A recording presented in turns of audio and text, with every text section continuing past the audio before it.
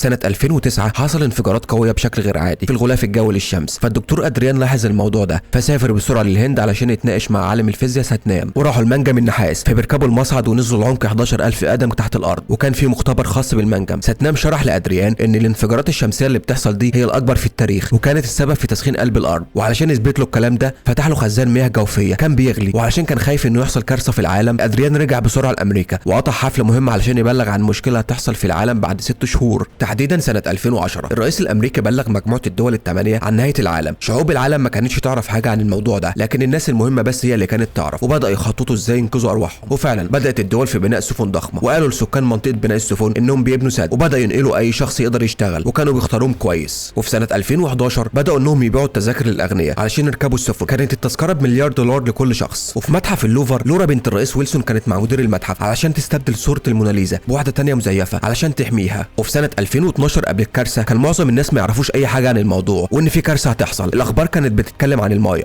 الناس حست ان نهاية العالم قربت. وفي كاليفورنيا بدأت تظهر تشققات في الارض، لكن الناس كانت مش مهتمة بالموضوع ده. وفي المينا بيحصل زلزال قوي، الناس بدأت تخاف لما بتبدأ السفينة انها تغرق. وبالليل اتصل مدير متحف اللوفر بلورا وقال لها انه عرف كل حاجة وانها كدبت عليهم لما نقلوا اللوحة المهمة، وقال لها كمان انه هيطلع في مؤتمر صحفي ويعرف الناس بالحقيقة، وقبل ما يقول اي حاجة تانية عربيته بتنفجر وبيموت. وفي البيت الابيض ادريان بلغ كارل والرئيس ويلسون ان حساباتهم كانت غلط وان الكارثة هتحصل بشكل اسرع، فبتقاطعهم لورا وكانت عايزة تعرف دور المنظمة اللي هي شغالة فيها، ويلسون اضطر يقول لها الحقيقة. وفي نفس الوقت جاكسون كان في رحلة هو وعيلته، فجأة بيشوفوا مجموعة من الطيارات طايرة فوقهم، وكان في بحيرة دخلوها رغم ان في تحذيرات من دخولها. لما وصلوا لمكان البحيرة انصدموا لما شافوها جفت وكان في حيوانات ميتة في كل مكان. في الوقت ده تشارلي كان بيراقبهم من بعيد، فبيوصل الجيش وبياخدهم للقاعدة العسكرية. ادريان قال لجاكسون انهم بيحققوا في اللي حصل في البحيرة وان المنطقة مش مستقرة ولازم ياخد عيلته بعيد عن المكان. بعد ما العيلة مشيت ادريان اتصل بساتنام وقال له انه مضطر يقفل المنجم وانه كان بيظهر له نفس البيانات في اماكن مختلفة، وقال له ان القشرة الارضية غير مستقرة فلازم يبداوا عملية الاخلاء. جاكسون كان رجع هو وعيلته لمكان تخيمهم، فبيطلع تشارلي وكان عايز يعرف العلماء قالوا ايه لجاكسون، فلما حكى له بيضحك زي ما يكون كان عارف الحقيقة وعارف ان العلماء بيكذبوا. وبالليل جاكسون لاحظ ان تشارلي بيبث من عربيته وكان بيسمع البرنامج بتاعه وكان بيتكلم عن نهاية العالم وعن الكارثة اللي هتحصل. جاكسون قرر انه يتكلم مع تشارلي علشان يعرف معلومات اكتر، فبيبدا تشارلي انه يعرض فيديو عن نبوءة المايه. جاكسون كان مستغرب ان مفيش حد من المسؤولين اتكلم عن الموضوع، فتشارلي شرح له وقال له ان اي شخص حاول انه يقول الحقيقة للناس مات، واثبت له ده لما جاب له اخبار ناس ماتت في ظروف غامضة. جاكسون لاحظ فعلا ان الاستاذ اللي كان شغال معاه مات من شهرين، وقال له كمان انه بعت له خريطة فيها مواقع سفن فضائية الحكومة بتبنيها، فرجع على خيمته. تاني يوم الصبح الزلازل كانت اقوى من الاول وحصل شكوك في الارض، ومن قوتها السوبر ماركت انقسم نصين لكن مفيش حد حصل له حاجة. كيت مرات جاكسون اتصلت بيه وطلبت منه يرجع الاطفال للبيت لانها كانت قلقانة عليهم. في الوقت ده كارل بلغ الرئيس ويلسون انهم خلصوا 4 سفن بس، وده معناه انهم مش هيعرفوا ينقذوا عدد كبير من الناس. وقت اجتماع الحكومة الامريكية ادريان قال لهم ان مفيش قدامهم غير يومين او 3، فويلسون قرر انهم يبداوا عملية الاخلاء. جاكسون بعد ما وصل الاطفال لبيت كيت بتجيله مكالمة من مديره ويبقى رجل اعمال روسي اسمه يوري. يوري كان بيجهز نفسه في السر وبيستعد لعملية الاخلاء، فطلب من جاكسون انه ياخد ولاده للمطار. واحد من ولاد يوري قال لجاكسون انه هيموت قريب وهو هيقدر يهرب على سفينة كبيرة. في الوقت ده بيحصل زلزال تاني في المكان، فبيتاكد ان كلام تشارلي كان صح. جاكسون اجر طيارة ورجع بسرعة لعيلته. في الوقت ده بيضرب زلزال مدينة كاليفورنيا، بس المرة دي كان اقوى لدرجة ان البيوت كانت بتنهار. جاكسون كان وصل في الوقت المناسب واخد ولاده ومراته وجوردن. جاكسون كان لازم يسوق بحذر لان البيوت والشوارع كانت بتنهار، كان في فوضى في الشوارع بسبب ان الناس كانت بتهرب هي كمان، فالشوارع كانت زحمة. جاكسون كان بيسوق بجنون والكباري والابراج كانت بتنهار. بعد ما نجح انه يهرب من الانهيار اللي حصل قدر انه يوصل للمطار، لكن للاسف الطيار كان مات. لكن لحسن حظهم ان جوردن كان عنده خبرة في الطيران فقدر انه يطير بالطيارة في الوقت المناسب قبل ما المطار يتدمر. المدينة انهارت وغرقت، وبعد شوية قدروا انهم يوصلوا لمكان تشارلي علشان ياخدوا الخريطة اللي معاه، لكن ما كانش موجود وكان واقف على الجبل مستني الانهيار. جاكسون ركب العربية وجرى على الجبل، ولما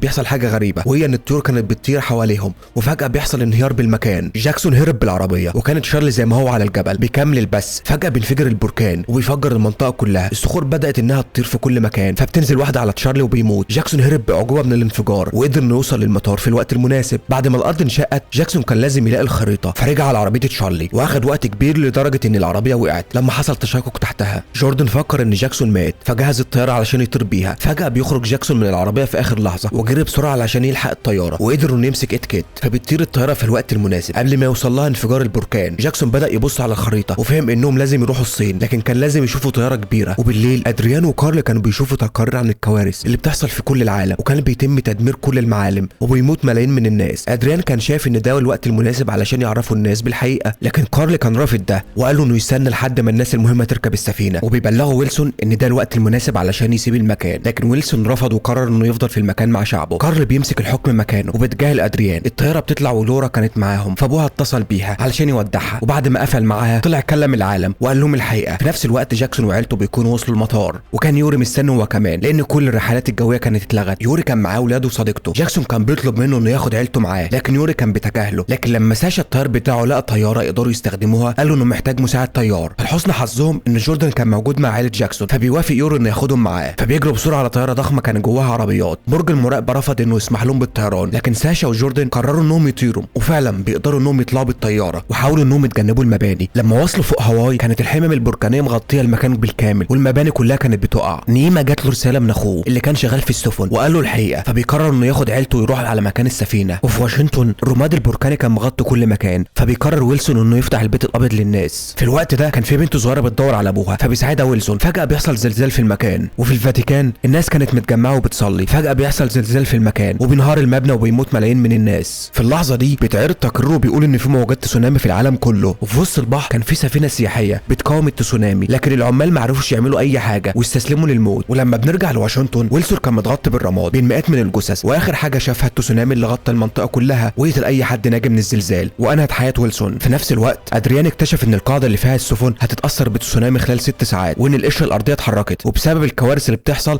القطب الشمالي والقطب الجنوبي مجالهم المغناطيسي اتعكس واتحركوا من مكانهم. لما بنرجع لجاكسون وعيلته ساشا قال لهم ان الوقود بدا انه يخلص ولازم انه ينزل بالطياره في اسرع وقت. مجرد ما الكل جاهز نفسه ساشا بدا ينزل بالطياره، فبيكتشف ان المحيط اختفى وانهم موجودين في جبال الهيمالايا وكانوا قريبين من مكان بناء السفن. فجاه بتتعطل محركات الطياره وكانت بتطير على ارتفاع منخفض جدا، فبيحصل اهتزاز جامد للطياره، فكان هبوطها صعب. فطلب ساشا من الكل انهم يركبوا العربيات وانهم يخرجوا بيها من منطقه الشحن. جوردن كان بيساعد ساشا، لكن ساشا طلب منه انه يروح معاهم، فبيخرج العيلتين مع بعض في العربيه وبيقدروا ينزلوا من الطياره في امان. لكن العربيات التانيه كانت بتطير وبتتحطم في كل مكان. ساشا قدر انه ينزل بالطياره، لكن لسوء حظه كانت بتتزحلق بسبب الجليد ووقعت من فوق الجبل وانفجرت وقتلته. في الوقت ده كان في طيارات شحن صينيه كانت محمله حيوانات وكانت رايحه للسفن. الضباط وهم في الطياره شافوا العيلتين فبينزلوا بالطياره علشان ينقذوهم، لكن اخدوا يوري وولاده لانه معاه تذكره. يوري بيروح معاهم وبياخد ولاده والكلب، لكنه رفض انه ياخد صديقته معاه لانه كان عارف انها كانت بتخونه مع ساشا وكان مبسوط بموته. جاكسون وعيلته كانوا بيتمشوا في المكان فبيشوفوا شاحنه كانت ماشيه جنبهم، فرمى عليهم حجاره علشان يقفوا، فبيطلع نيم هو وعيلته ووافق انه ياخدهم معاه. ادريان كان وصل للسفن وكان في ناس كتير مهمه، كان في 4 سفن بس خلصت، والسفينه الثالثه حصل لها اضرار بسبب الزلازل، فالناس اتاخرت طلوع السفينه وكان من ضمنهم يوري. ادريان ولورا كانوا رافضين اللي بيحصل، وان كتير من العلماء مش هيقدروا يطلعوا السفينه بسبب التذكره، وان في اغنياء كتير طلعوا للسفينه وهم مش هيفيدوهم بحاجه، وكمان العمال اللي بنوا السفن مش هيقدروا يطلعوا السفينه. لما بيروح ادريان للاوضه بتاعته بيكتشف انها تقدر تاخد 10 اشخاص. في اللحظه دي بتجيله مكالمه من ساتنام وقال له انه مفيش طياره خدته، كان تسونامي بيقرب من مدينته، فودع ادريان قبل ما يموت. ادريان كان اتضايق جدا وجري علشان يتاكد من المعلومات الجديده، وبيعرف انه فاضل قدامه بنص ساعه قبل ما يحصل التسونامي في منطقه السفن. نيما كان وصل لكن اخوه رفض انه يدخل عيله جاكسون. كيت طلبت منه انه ياخد الاطفال، مش مهم هم، لكن جدته بتتدخل وبتبوخه وبتقنعه انه ياخدهم كلهم. السفن كانت بتجهز علشان تستقبل التسونامي، لكن العمال كانوا لسه شغالين على الاضرار اللي حصلت للسفينه الثالثه، فكانوا مضطرين انهم يسيبوا الناس ويقفلوا الباب. يوري كان متعصب فبيضرب الحارس وحاول انه يدخل بالقوه، والناس كانت وراه، لكن السفينه اتحركت بعيد عن الرصيف، فالناس حاولت انها تقفز، فوقع عدد كبير منهم وماتوا. تنزل خد عيلته وعيله جاكسون ودخل نفس السفينه بس من طريق تاني. فمره لاحظت وجود الكلب بتاعها مع اولاد يوري فندهت عليه، فراح لها بسرعه قبل ما الباب يقفل، فبتودع يوري بطريقتها الخاصه. ادريان كان شايف الفوضى اللي حصلت وشايف الناس وهي بتقع من فوق المنصه، وبدا يتكلم مع رؤساء العالم